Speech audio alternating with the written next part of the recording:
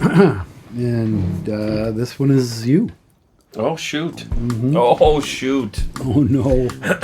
How do you do? That's good fun for Mia. For Mia! Hi, Daddy! Daddy, look at me! We appear on the map! Our Father, Heavenly, good little boy, and bless Mommy, and bless Daddy. Amen. Well, hello! Yes, I'm going out hunting elephants and tigers. My rhinoceros are alligators. What's that, Daddy? Like it, Daddy? I hope I don't have to eat like that. It'd be too hard to clean. Well, hello! I'm an American man. How do you do? You're not supposed to shake hands with our left hand. You're not supposed to wear gloves in the house either. Well, who is it? Oh, are you a general?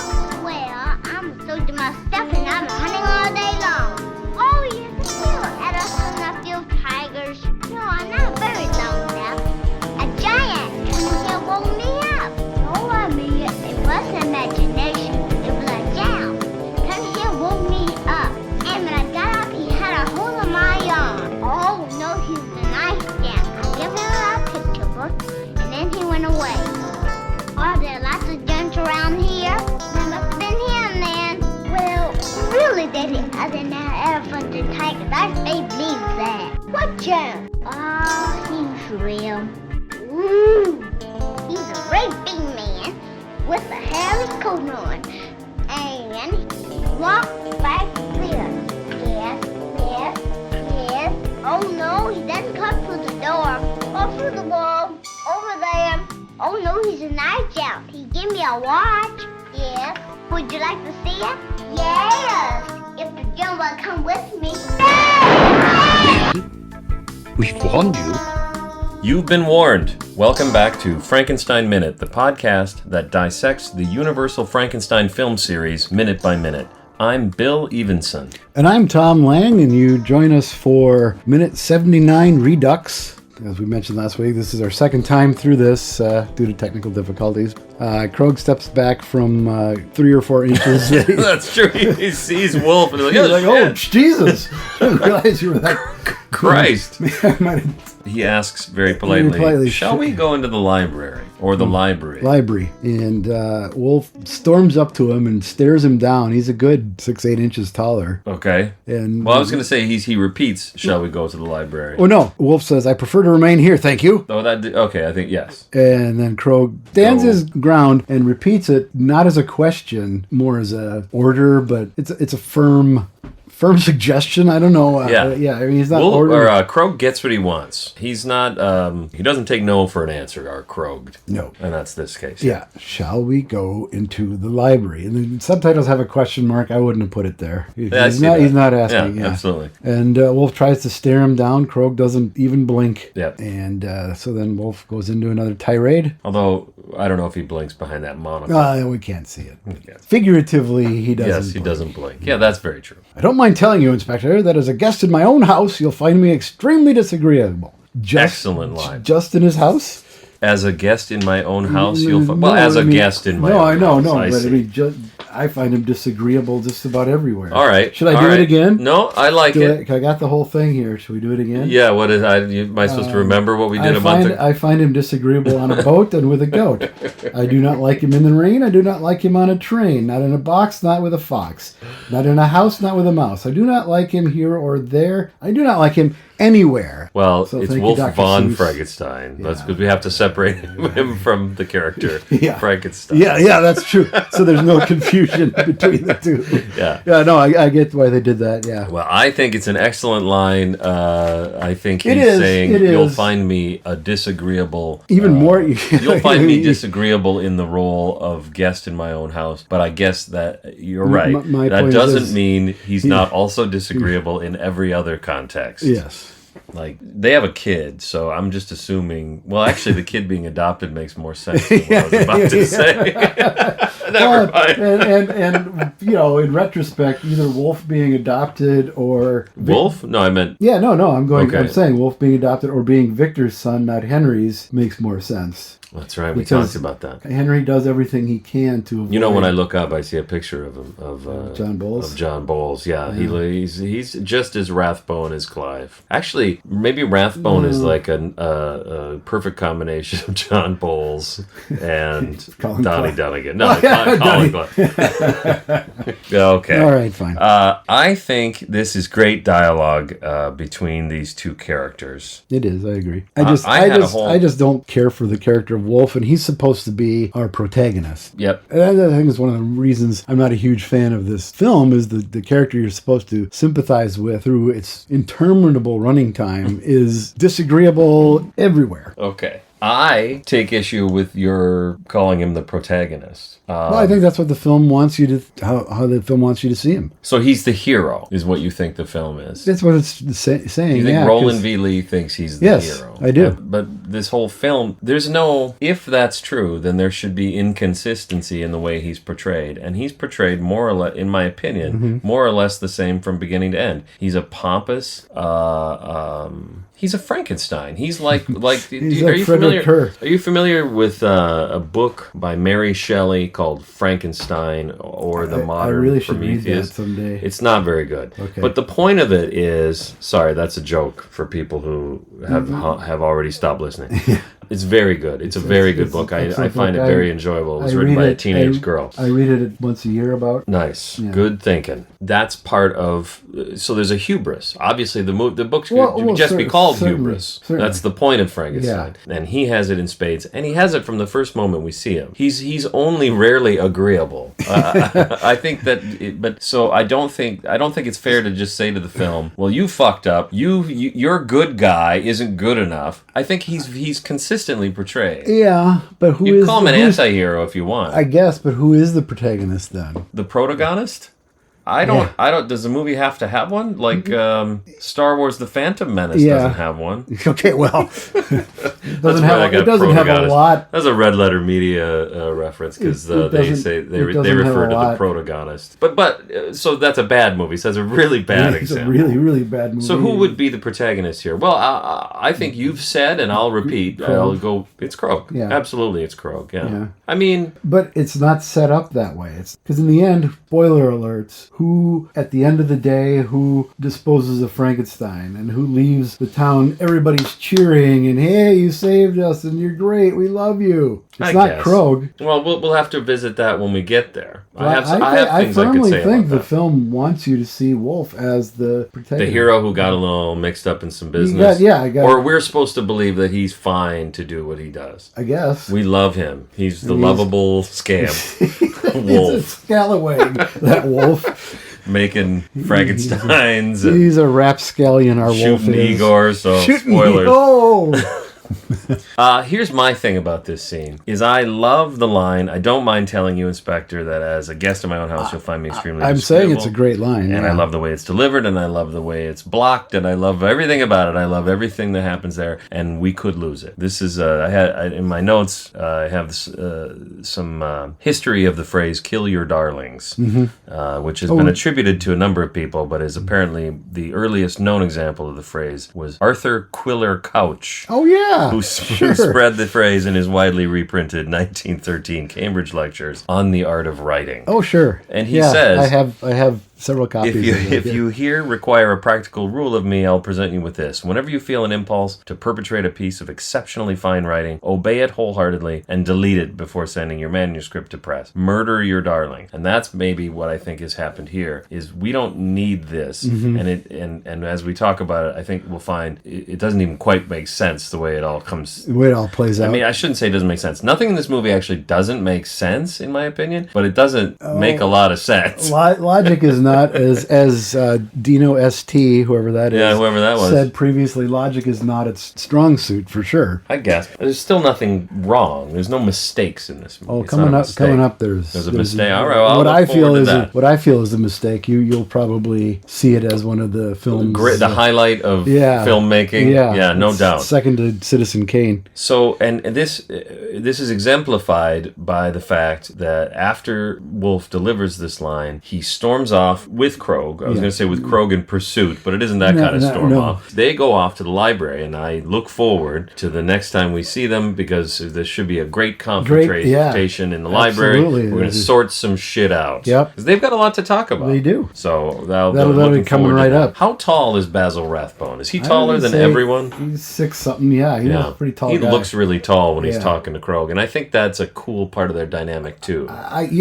think that works because Krog is able to cow him constantly by staring him down figuratively when Wolf towers over him by a good 6-8 inches or more. This film... I think Atwell was probably my height. I'm like 5'9". So I think it was of average height. Rathbone, you think that's average? Yeah, you would. I do.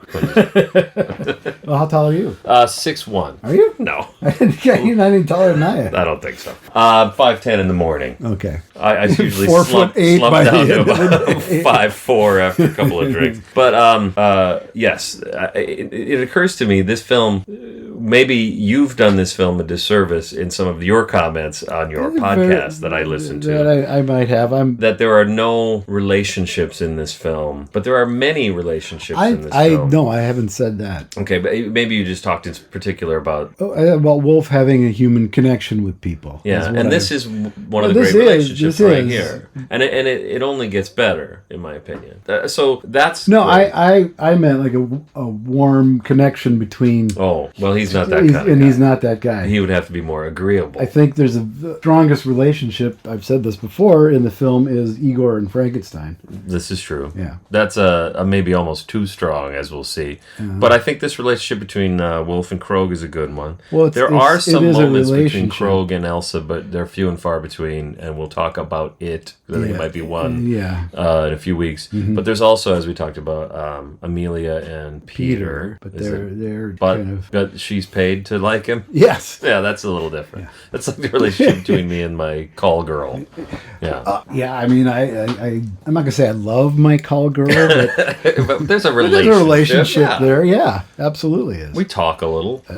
All right. They cross to go to the library, and what happens next? A lap dissolve. It's been a while. Man, gotta love a lap dissolve. It's been a while. It's been a few weeks. This is one of the great films. If you love lap dissolve, who doesn't love a lap dissolve? And a good lap dissolve, judiciously used, like they use them here. And what do we lap dissolve to? The door to Lang's apothecary. The X is still on the door sill from Igor Place. Yes. So again, answering our question from earlier. Yeah. I win the contest. What have I won? No, you won 5 DVDs. No, I don't want them. Nobody else wanted them either, apparently. We don't have a... Nobody entered the contest. Well, don't say that. Now we'll have entries, and then we'll have to figure it out. I'm not going to say what the Quit entering our contest. They have. We'll have to think of another contest at some point. Yes, so the X is on the doorway. This is Emil Lang Apotheker. Einstein, Farden, Dragon. Apparently the Drogon and Farben ran out because we hear shrieking from inside. Yes. The door bursts open and Frau Lang, I assume. Well, that's just it. Who is this lady? It could be the housekeeper, but I'm guessing it's Frau Lang. It makes a kind of sense. So the idea would be what? They live there, but they sleep upstairs. Well, it's either downstairs upstairs or in the back or how, Yeah, that's a good point. Yeah, it's somewhere else. Somewhere else. The front of the building. They don't live in the storefront. Drugstore itself. Yeah. That might be handy. But I don't know their habits. He was staying up late or later than hers, smoking something. Getting high and Frankenstein burst his heart. Judo chopped him to death. So she came down or whatever and found him. It's morning. We know it's morning, so she found him in the morning. We know it's morning, and that's because 2 weeks ago... 2 characters said, you're up early. So here's the thing about the lap dissolve. It could be. Now that confrontation is over... You're saying this could be like noon or... I have a reason to think this, though. Okay. Maybe I'll tease the listeners, but it's the next shot. Like, as we go through the next few minutes, I believe it's harder to pinpoint what time it is. It is, yes. So this could, in my opinion, be at any time. Okay. Maybe she slept. Maybe it's noon. She's a late sleeper. Yeah. She walked past the corpse, went out, got lunch, came home. Well, he could just be sitting there having a nap. Who knows? Yeah. Yeah. See. Yeah. Except for the big bruise on the back. Yeah. And the burst heart. That's a dead giveaway. Yeah. That's true. that you've been Frankenstein. Did you check the back of and this is how you call the police in 1939. You walk out the front door and start screaming. Scream No your one head talks off. on a phone in this, do they? No. Even though someone did it in the last film, which Well, was... it didn't technically talk on a phone. It was an electrical machine. well, then doesn't everybody have one of those yet? I don't guess know. not. Well, Pretorius died, so he couldn't patent it and get that out there. That's true, and he probably had it with He had him and the it got crushed. prototype. Maybe if anybody ever goes back to those ruins, Yeah, they'll find that. Yeah. Yeah. Okay. Sorry, the original script of this, they did find his remains. And the bride's remains. And the bride's and the homunculi. Oh, yeah, the homunculi. Yeah. Those guys Yeah, are I mean, awesome. we stopped looking at that script, months ago, a year ago. Because there's no point. There's no relevance to what we're talking about. No, not at all. Like about the first third has things that all end up in the movie, usually in different forms. What was Donnie's name in that? Edwin. Edwin. And he had, you think the dialogue that Peter's better. Peter has is awful. Read the script That's and true, the dialogue yeah, is, true. so I'll thank Roland V. Lee for that. All right. Yeah. What a great moment for our podcast. Wasn't it? It's a that turning you point. think- It's a turning point in Yeah, well, I mean, Frankenstein minute. we're in the home front now. We're at minute 79. Yeah. Yeah, there's not a lot left. There's There is a lot left. This goes into, I think, May of next year, if I'm not Yeah, mistaken. that sounds right. Jesus. I don't know. Well, we'll see. Live that long. Well, I mean, that... So we get another lap dissolve as she runs off screaming. Yep. We're in Peter's bedroom, and Peter seems to think that one can sail a boat on railroad tracks. Well, he's singing a popular song of the day. Yeah. Called Sailing, Sailing Over the Bounding Main. Did you look it up? I did, but I don't think... Oh, I did, actually. I'm sorry. Yeah, I did. I was gonna, but I figured it's a that's- song written in 1880 by Godfrey Marx, One of a pseudonym. the founding Marx brothers. Yeah, it's the Godfrey. Yeah. Godfrey originally had the Harpo wig. Yeah, but Gatto, and he always dressed up as a sailor, and his bit was he would sing "Sailing, Sailing." But this, of course, is a pseudonym of British organist and composer James Frederick Swift. Great-grandfather of Taylor Swift, who had a great hit with Sailing over the bounding. She's covered it numerous times. Just picturing a Taylor Swift concert and everything. She starts singing Sailing. Everybody's just, wait, what is What the happening? hell is going on here? Yeah, but here's the other part: is Peter is he's also dressed as a little sailor boy. Yeah. He's singing a sea shanty essentially. Yeah. And playing with trains. Playing with trains. Yeah, I don't know if you see a boat. I don't know if there's a You boat. do. He's got a little toy car on the table. I know. Yeah, not you can't really. It's kind of obscured in the first shot, but it'll cut to kind of a reverse angle if Krog is standing next to him. And it's one of the pieces of junk next to him, basically. He's got it in his hand on the railroad track. It's a little sailboat. Oh, the thing in his hand is a boat. Yeah. Oh, I didn't know this. Yeah, but he's running it on the railroad tracks. Well, because he's a dullard. he's a dullard. He ate Benson. That's He's inferred. not. So there was a parenting theory back then that the best way to raise your children is to leave them in a room with their Amelia, their nanny. Yeah. So he's being raised by, and we know Amelia's a dullard. Oh, we We've know that for established sure. that. Yeah. Like This Elsa place- wants little to do with him, except okay, I'm uncomfortable, so we'll Crack a couple of ill. have a warm body next to me because Wolf sure ain't gonna do it. Again, ill-advised, but Yeah. I'm sure he turned out great. Oh, yeah. Yeah, we'll find out. Well, we won't. Thankfully, gratefully, we at least No, we won't found find out. that We out. found out on Halloween a couple years ago when The Dino Dino on had his 27th Scott Adsit. he had Yeah, Peter and he still Frankenstein as talks an like adult. that? Yeah, Yeah. that was pretty hilarious. What we could do is so people will know Christmas this Christmas season, because I think it's Christmas season still. It is, yeah. There was a movie called A Christmas Story Christmas. You familiar with this? Yeah, this is the 16th of Okay. December. Was a movie called A Yeah, Christmas I Story haven't Christmas, seen where it. they I've bring seen back these little kids. So Peter Billingsley and all Peter the others, Billingsley, and so I think this is what we need to do: is we need to find out what happened to Peter. We can still bring back Donnie. Yeah, because He's still kicking around. Did Yeah. you watch the No, Boris I Karloff haven't watched the. Donnie's not in it. No, but he's in I haven't watched. I've the watched second documentary. I watched the main documentary. And what did you think? I thought it was really well done. I liked it a lot. Yeah, I thought it was really well done. Presenting material that you're pretty knowledgeable about. Yeah. I didn't see any. It had odds. It had many odds against it. It was Yes. presenting material that you already know well. So the first thing, and to be honest, I think in the first 5 minutes there was a moment where I was like, "Oh, I don't think this is going well." There was something they said that I was like, "Oh, this isn't right." But then I the think movie grabs you. Overall, I think it was pretty accurate. And then the other strike against it was the guy who made it tried to collect money, solicit money on our Facebook village. Yeah, and you deleted his post. I know for a fact he doesn't listen. So okay, I guess so.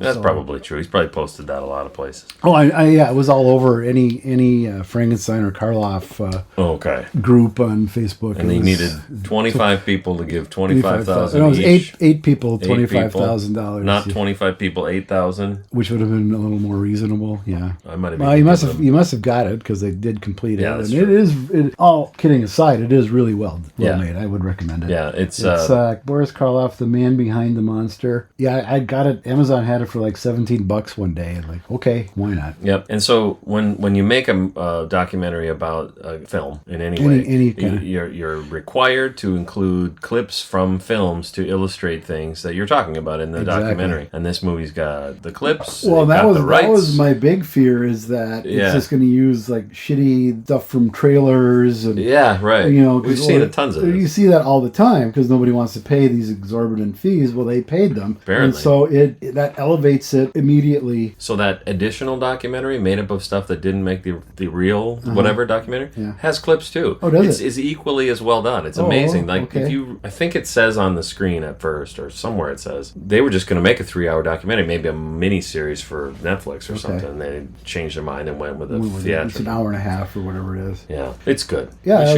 really, you mentioned, stuff I knew, and I really didn't find anything factually inaccurate. Yeah, nothing jumped out at me. Nothing that leapt out as like, whoa, what the hell? Yeah. And, I just read a book that I at first thought was really, really well researched about Jack Pierce, because it talked about his birth certificate, where he was born, what his real name was, talked about the village he was born in Greece, and all this really detailed stuff, which is great. Gets to Frankenstein, and Boris Karloff had steel struts on his legs so he couldn't bend his knees. Yeah. Never finished the fucking book. That's going in the fire. Like, are you fucking kidding me? A cursory viewing of the film, the first fucking scene he's in, he sits down and he bends his knees. That's very true. Jesus Christ. That's very true. People don't know. Tom throws books in the fire a lot. It's like a fucking Nazi party. It's like Harpo and horse feathers. Just shoveling them in there. Shovel in there. Okie doke. Take a book of my father's life and threw it in the fire. You did this before. It's Tommy. It's from Tommy. Okay, that's right. You see, I have no young son of my own. Or have I gotten ahead? Oh, you got a little bit ahead, but that's fine. It's just stupid. Well, okay. So your mother... He knocks and Amelia says, come in. Yeah. And, hello, General. Amelia wisely ducks out of the room in the scene. Your mother said I could call on you. You see, I have no young son of my own. Yeah, so your mom thought it'd be great. No problem. Very creepy. Not creepy at all. Yeah, a guy with one arm. Grown man in his 40s with one arm being alone with you in your bedroom. I don't see how many arms make someone I don't see why no bearing on it whatsoever. I was going to mention the monocle. Well, that's a choice. That's fucked up. Although, I don't know. Maybe I'll give it a try. Here's the other thing. I was going to wear two of them. Here's the other thing. So, not only is that fucking weird, we're going to wear two of them. I'm sorry. I stepped on you. Two monocles. Yeah. That's another choice. Yeah. Sure, you just got to hold them on all the time. I would just say generally, in addition to the creepiness that goes along with having someone that you don't know well, just hanging out alone in the bedroom with the kid, it's also not maybe advisable to have the cops just sort of walking around your house unchaperoned, poking around, looking for stuff, especially if you're guilty. Yeah. This is I've talked about. Well, and these crime shows like Dateline or whatever. Every fucking criminal seems to think, they're not gonna catch me. Go ahead, look around all you want. Yeah. Oh, what's this body over here? Oh, shit. Well, because you appear to be helpful and cooperative. This is true. I think that's the mindset. When you should not say a word. Yeah. But he did have two young sons of his own, Lionel Atwill. Okay. We talked about John Arthur Atwill, was born in 1914 and killed in action at age 26 in World War II. Wow. It's a shame. Yeah. And then Lionel Anthony Atwill, who was born just shortly before he died, Okay. because he just married a young wife. Oh, shortly before Atwill. Atwill died. Okay. Lionel. Well, they're both Lionel Senior. Atwill. Lionel Senior. This story is falling apart. You just made this up. I did. Because Lionel Anthony Atwill, I believe, is still alive. He was a writer, I believe. All right. So he did have two young sons. So there you go. He and Donnie can come back for our Son of Frankenstein 2 reunion. electric. And Peter thinks that, ooh, that's too bad that he has no young son. Yeah, that's dumb. And Gotta say something. Crow chuckles in the minute ends. Well, was there a salute? Oh, he does. He So- does sort of a Who's he? Atwill Crow. But doesn't Donnie salute? Donnie and then- salutes. or Peter salutes. Peter salutes, and then Crow does with his turns left it into hand, a bit of a wave. kind of waves. You know, It's kind of adorable, It and is we cute. can't not mention it. I think it's really It is cute. kind of cute. And I think just generally these two together are cute. But we'll have more to say about that next week. Because I'm assuming, unlike the gripping library scene, this next scene won't be cut out or indeed probably not filmed. That's a good point, because we were hoping for this big confrontation that never comes. Yeah, I don't know what the fuck is going on now. Yeah. So we talk about logic. Again, I don't think there's anything that happens that you have to say is a plot hole or whatever. It doesn't make a lot of Just sense defies that logic. this guy's just wandering around the house. Yeah. All right, that sound of Tom taking off his mortarboard only mean one I'm thing. glad that's all I'm taking off. I'm not watching. I'm just gonna keep my head down. All right. Got any more questions, wise ass? WICH2. Which 2? I don't know, Craig is his name. He says this, which is the thing that people say when they agree with the person that posted above them. So he's got the little carrot pointing up. So an error saying this. He's agreeing with whoever Dino ST is, who talked about the business with the rope and we talked about it last week. Last week. Go back and listen again if you forgot. He says, kids, we're talking about a zombie man, born, in quotes, with a criminal's brain. Over time since, beaten, shot, nearly burned, and drowned, then catatonic for years. And even with all that considered, with a waking/walking life still only as long as an adolescence. But even with his character here diminished, dear Boris makes his moments full, and they read. And he says read in italics. Okay. Happy holidays, Craig, a.k.a. Sometime Monster. So I'm just reading this for the first time, so I guess there really isn't a question. No. But And he makes a good the point. idea is about the monster's state, and I think it's a... I'm sorry. I don't know. Whose state? The green fella. Frankenstein. Frankenstein, that's the one. I always forget his name. Yeah. So yeah, what's interesting about these comments this week and last week to me is that one of the big criticisms of this film is it starts the decline of Frankenstein. Mm-hmm. This movie was originally called The Decline of Frankenstein. And it's about how Frankenstein has been beaten, what was it? Beaten, shot, burned, drowned, catatonic, criminal brain. I mean, he was fucked before he was even born, but I'm relatively confident I've said enough about that. I think we've covered that. We kind of covered that. Yeah. But it's an interesting perspective. That's what this movie requires you to think about is if he doesn't know what he looks like, obviously he's kind of unwell. And in fact, one of the other characters points to his temple and says he's not well. Yeah. True. Yeah. So I Thank you, Craig. You win. All right. You win. We have a winner. DVDs. Oh my god. They're just empty cases. There's no Yeah, honestly. That's all I sent to Mike Herman. Yeah. Did he win the last guy? Yeah, I just sent empty cases too. No, actually he did watch them and enjoyed them. Oh, excellent. Yeah. I think we're done.